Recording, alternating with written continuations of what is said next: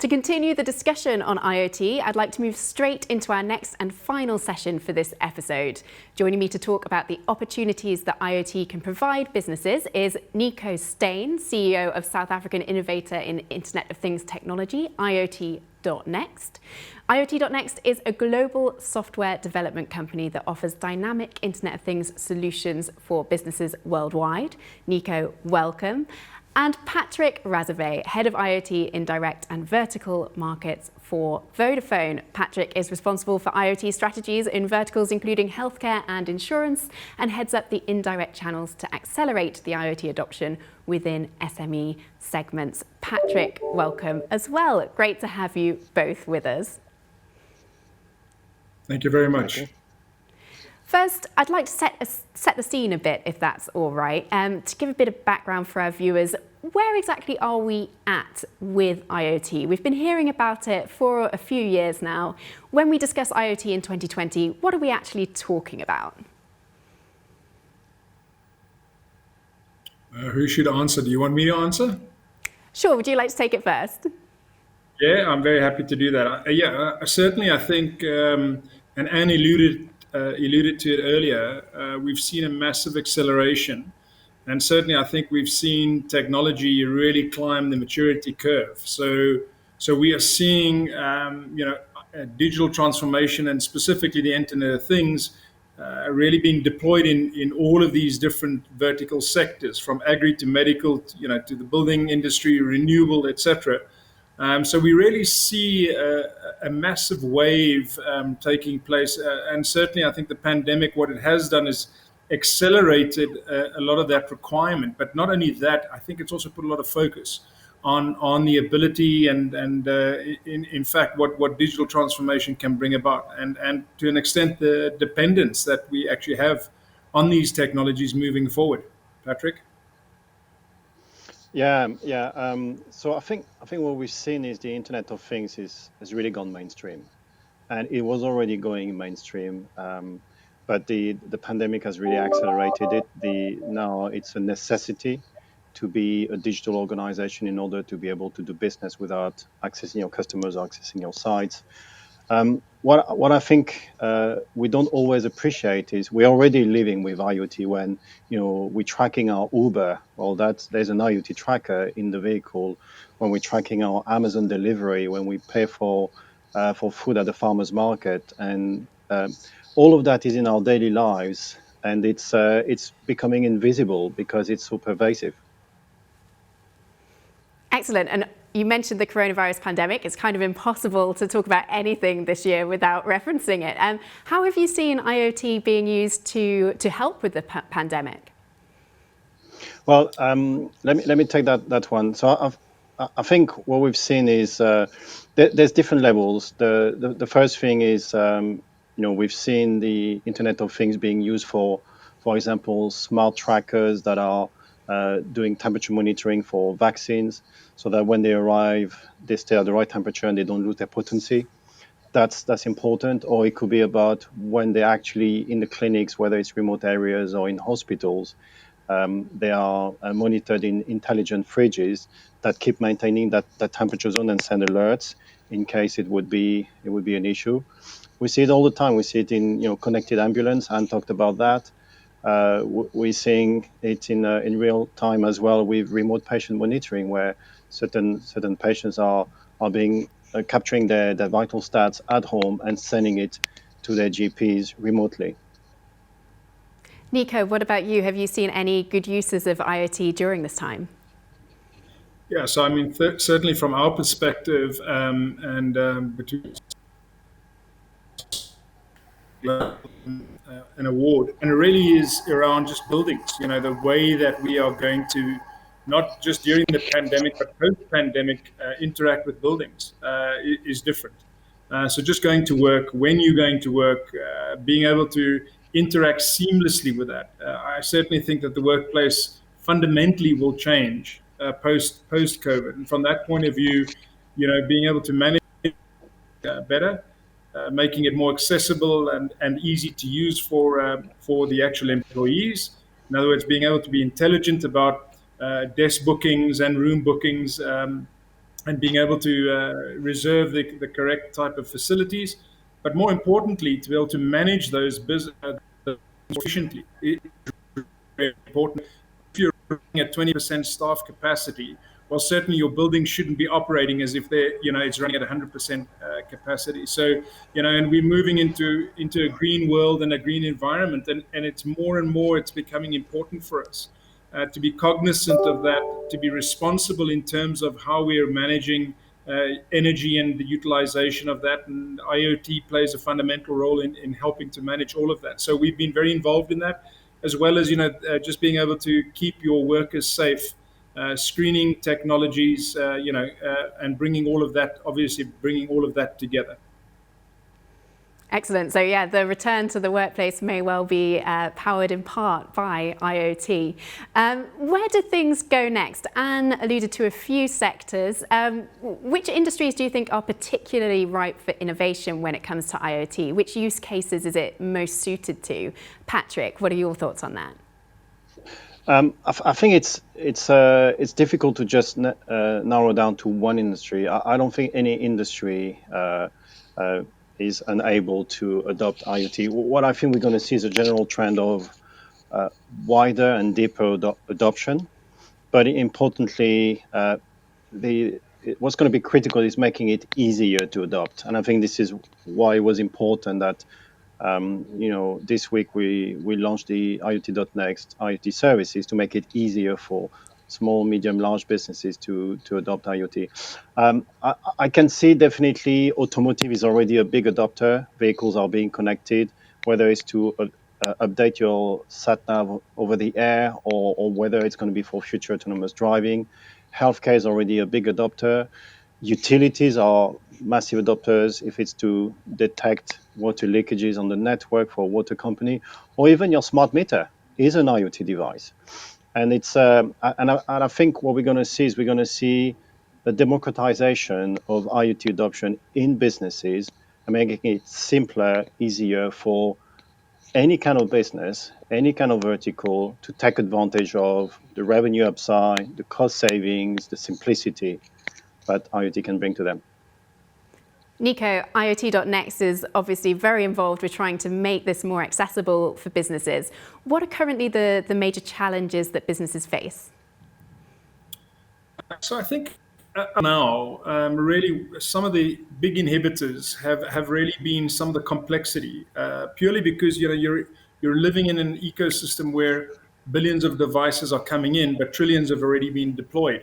So really being able to get the balance right, and we often talk about trying to make the difficult things seem easy, and I believe that IoT.nxt in conjunction with Vodafone are bringing that to the market. Certainly, I think being able to be able to deploy these technologies intelligently, the key is really being able to deliver value, and I think that's where a lot of these projects have fallen down historically.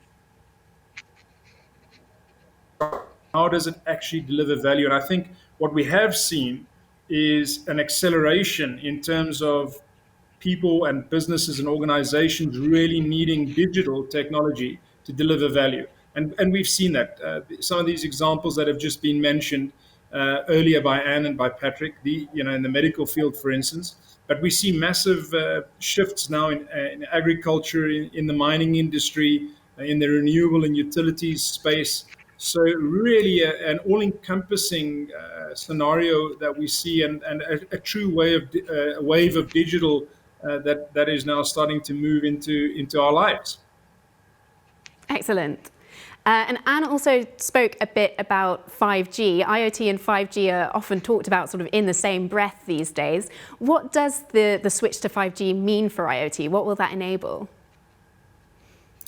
Well, I think... sorry, we go for it, Patrick. Thank you. So I think we often talk about 5G as faster downloads, faster uploads, and speed is one aspect. But another aspect that is very, very critical is latency, which is the time it takes for a bit of information to leave the device and get into the application on the cloud. And 5G brings very low latency in sub 10 milliseconds. And that makes a huge difference. For example, in autonomous driving, if suddenly something crosses the motorway, and the car doesn't know what it is, it needs to communicate pretty damn quick back to the cloud in order to recognize it's a deer. And the difference between low latency and not is you hit the deer or you don't hit the deer. So that's the kind of cases it brings. It's really latency, and if you go in time sensitive applications, it could be real time manufacturing. That's another important critical aspect. Great. So when we're talking about large-scale upgrading of systems, it can be a bit daunting, and there are potential pitfalls there as well. One being security. We hear horror stories of IoT devices left on the factory settings with no password protection and things like that. How do you approach that issue with IoT devices? So obviously, yeah, I'll go for it. Thanks, Patrick. Certainly, I think what we're seeing now is security needs to be intrinsically embedded in what you're deploying, and I think we see a lot of governance coming around that is going to help drive that. And certainly, from our perspective, when we look at the industry, it really is going to be vital moving forward to make sure that that you're adhering to those standards, and not only that, making sure that security is fundamentally part of the fabric of what is being deployed. So I think some really interesting developments around that. I think more importantly, also for larger organizations having to make big change, one of the big advantages that we have with IoT and should be is being able to do thin slice iterations. So rather than trying to deploy massive scale deployment, rather get into a thin slice experimentation. We see that there's a lot of recalibration that needs to take place. Come up with the right sort of mix, and then look at scaling from there. But I do think that certainly a lot of the technologies out there need to be able to support that, and I think that is something that all organizations need to consider. It's not a mass scale rollout from day one. What it needs to be is thin slice iterations, really driving what the value drivers and seeking those value drivers within the business. Let me add to that. I think also what we've seen in the security side is a lot of the very publicized and high profile horror stories, as you call the key. They were really because security was an afterthought, and often there was some basic mistakes made from the beginning. And we've looked into some of those, and it's quite scary how little thought was put into that. I think if you apply the best practices, surround yourself with the right partners, like people at IoT.nxt or at Vodafone or some others, you should avoid the major pitfalls. Excellent. And Patrick, when we spoke earlier, you described IoT as sort of the third stage of the internet. What is the big vision? Where will things be in 5 or 10 years' time? Yes. So let me explain what I mean by the third wave or the third stage of the internet. The first one in the 90s was really e-commerce and media. The second in the 2000s was about social networking. And the third wave now is connecting things. So after connecting computers and connecting people, we're connecting things. Just on Vodafone as the global leader in the connectivity space, we have over 110 million devices on our network. So we can see a future which is not too far, where we will have more objects on our network than actually phones or tablets or computers, which is quite remarkable how fast it's going. But where I think I see it's going to be embedded in the economic fabric. It's going to be embedded into the normal practices of doing business or living our lives. And we'll take it as granted, like electricity was a century ago, or like the internet was 20, 30 years ago. It just becomes part of our life. Nobody thinks now when you're searching for a word to get in the car, drive to the library, go to the encyclopedia, and then search that word or that. You just pick up your phone and Google it. And I think IoT is starting to be there, and it's just going to be everywhere. And we won't notice it. Nico, what's your vision? Yeah, I think certainly what we're very excited about is to add to what Patrick is saying, is to really bring it to the market. And I think a lot of what we've seen around IoT historically in the build up to where we've got now, and like I said, we're really rapidly moving up that maturity curve, is quite protracted deployment, and sometimes off center just in terms of how it was driving value. What we now see is almost a mass adoption. The key now is to be able to deliver that product to the market, do it in a really accessible manner, but more importantly, do it. Return on investment is really key. So I think that's really our objective together with Vodafone, is to bring those type of solutions to market, end-to-end type of solutions that people can consume, that are easy to deploy, and that bring value from day one. I think that is the key. And I think that is the opportunity that we have with the technology that we have at our disposal, is being able to bring that value at day one. So those are key drivers right now. I think it is an exciting time as we see this adoption rate increasing, and we can see the difference that technology is actually starting to make in organization, enterprises' lives, and people's lives, just in terms of how it is positively impacting the world. And so I think it's a really very, very positive environment and place to be right now.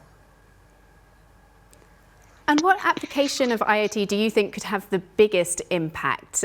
Speaking on that kind of global level, what are you most excited to see happen, or most want to see happen? So I think I talked about it's going to be embedded in our daily lives, at work, at home, or in the economy. Definitely, infrastructure is going to be digitized.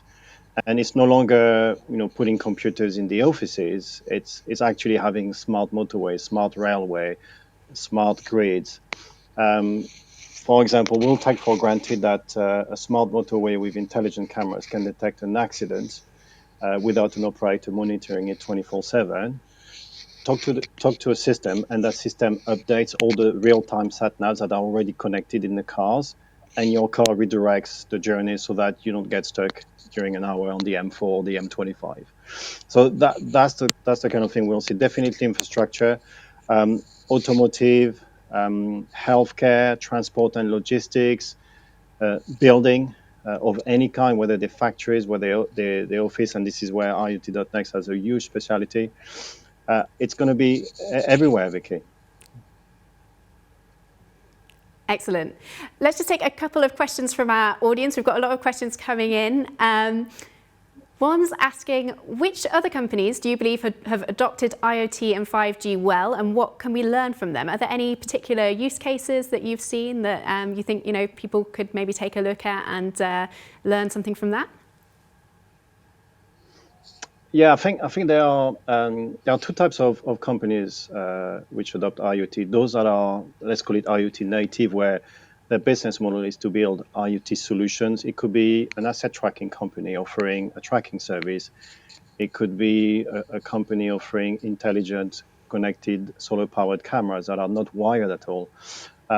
And then these are often started through entrepreneurs and startups or mature startups. And then the other kinds of organization, which is the vast majority, is those that reach profit IoT into their business. And there are some quick wins. But then when you start to implement it into your business processes, into your manufacturing processes, into your building, this is where it gets difficult. And that's why we were very, very excited about the work we're doing with IoT.nxt and bringing their capability to the UK market, because that's going to allow the UK economy to leapfrog into that new world and gain some economic advantages. Excellent. And Nico, what is the most interesting use of IoT that you have seen this year?